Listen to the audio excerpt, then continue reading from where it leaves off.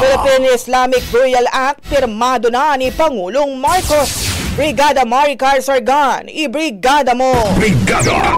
Live report! Ganap ng batas ang agarang paglilibing sa mga pumanaw na Muslim alinsunod sa Islamic rights sa bisa ng Republic Act No. 12160 na nilagdaan ni Pangulong Ferdinand Marcos Jr. noong April 11, 2025. Itinatakda ng batas na dapat mailibing ang sinumang Muslim bago ang susunod na tawag ng pagdarasal kahit wala pang nailalabas na death certificate basta ito ay mai-report na nagsagawa ng burial rites o kaanak sa loob ng 14 na araw sa local health officer para sa death certificates. Kung wala ang health officer, maaaring iulat ito sa tanggapan ng alkalde kung walang forensic interest sa kaso. Nakasaad din sa batas na dapat mailabas ang labi sa loob ng 24 oras mula sa hospital, klinika, punerarya, kulungan o iba pang pasilidad.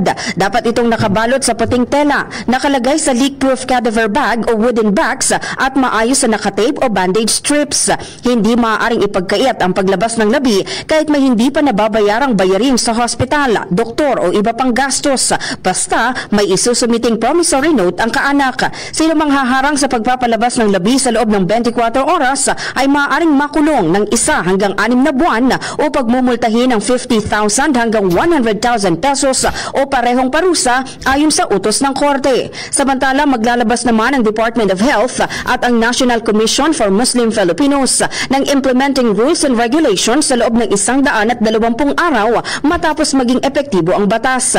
Magiging epektibo naman ang batas 15 araw matapos itong mailathala sa Official Gazette o sa anumang pahayagan na may general circulation. In the heart of changing lives, ako si Brigada Maricar Sargan ng 105.1 Brigada News FM Manila, The Music News Authority. Ang bahaging ito ay hatid sa atin ng DriveMax Herbal Capsule. Lalaking angat, tumatagal.